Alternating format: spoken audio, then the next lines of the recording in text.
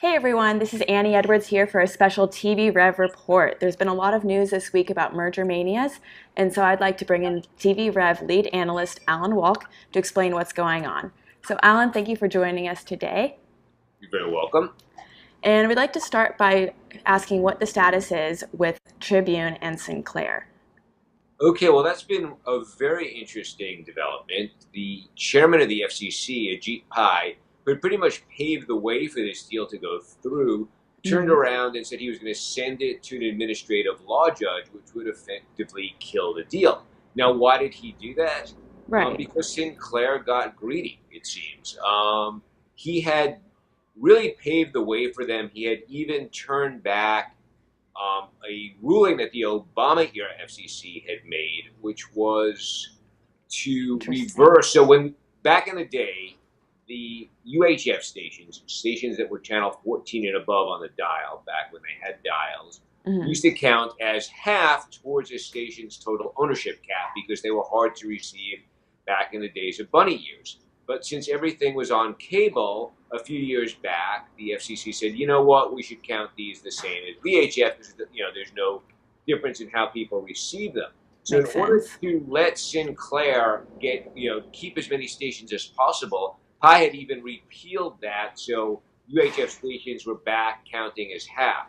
So there were a couple of stations, including WGN in Chicago, which is a big one, that Sinclair wasn't really.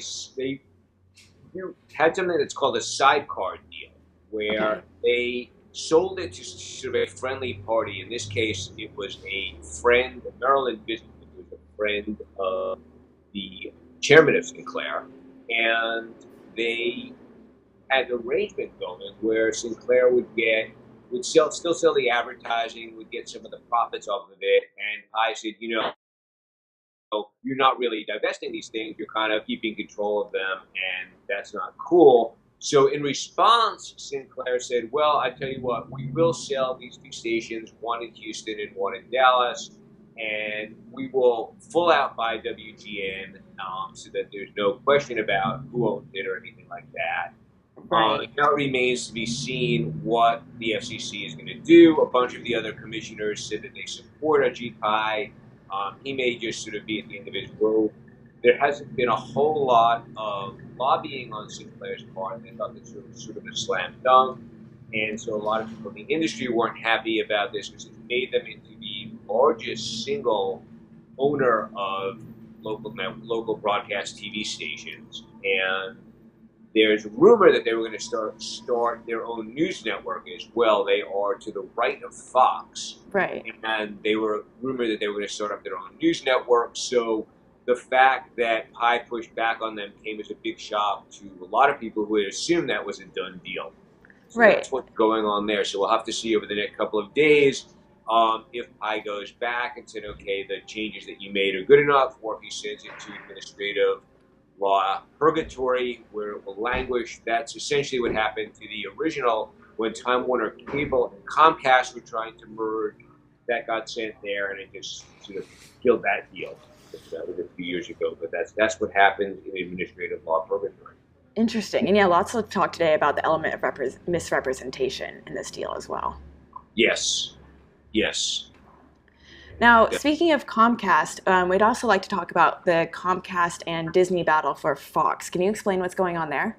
Right. So Comcast basically held up the white flag in the U.S. and said, okay, we're not going to try and outbid you. Now, what's bananas is that when Disney first put the bid in December until now, the price that they're willing to pay for Fox went up almost $20 billion. Because of the competition from Comcast. So I'm sure it's up to 71 billion now, right? Right. Yeah. It was at like 50 something originally. So I think it was like a little bit under $20 billion difference, but it's still a huge gap. And a huge amount of money more. So now what's at stake is the Sky assets, which are in the UK, other parts of Europe, and particularly India. Now, Comcast really wants that because they want to have an international presence. Disney wants it too, and Fox wants Disney to have it. The question is, after paying $20 billion extra dollars, is the Disney board have the stomach to then say, okay, let's try and outbid Comcast for Sky, or will Fox come in and help Disney, or will Comcast just walk away with it? And that's Right. interesting, mostly for the Indian market in particular, which promises to be the world's largest market. And Hmm. Sky has a property there called Hotstar, which is about 3.5 years old. It has about 70% of the market there now, about I Wow. think it's about 500,000 users already. And that market promises to be, worth multiple billions, and as well as, hundreds of millions, if not billion people, since it's such a large market. So over time, that can be very, very valuable to Comcast. And then the question Right. is, what will Comcast do once they have that deal? Obviously, they own the NBCU content. How will Right. they bring it over there? Are they going to launch their own app? Are they going to partner with local companies and just have them port the NBCU content on there? So that'll be real interesting to see if and when that finally plays itself out. Yeah, and what does that mean for global marketers as well? It means that they'll have more places to run their advertising, that they'll be able to possibly run global campaigns, and Hmm. that they'll be able to sort of track how their brands are doing in different countries and what messages work in what countries and what don't. But it also sort of makes the number of possible outlets, the number of owners of the different outlets, a smaller subset. So it's getting, concentrating control into a few hands. Right. And speaking of ownership, what does this mean for Hulu? Well, that's real interesting too, because now Disney will own 2/3 or 60% of Hulu. Okay. AT&T owns 10%, Comcast will own 30%, and Disney will own 60%.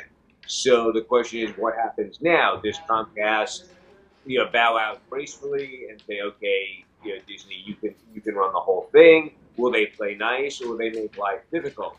It's in Right. their interest to play nice, but a lot of times, as we've seen in this industry, people don't always do what's in their best interest. But I'd like to think that they will. Yeah, especially with all the talk of the youth-focused streaming and what that might mean for Yes, Hulu content.